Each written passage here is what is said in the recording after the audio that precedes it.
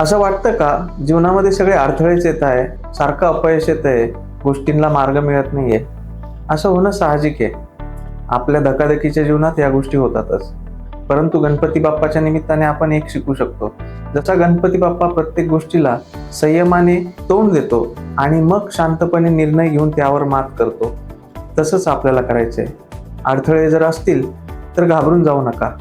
थोडं शांत व्हा, खोल श्वास घ्या आणि आपल्या भावनांना ओळखा. आपली ही छोटीशी पायरी आपल्याला सुसंवाद आणि सकारात्मक बनवण्यासाठी मदत करू शकते.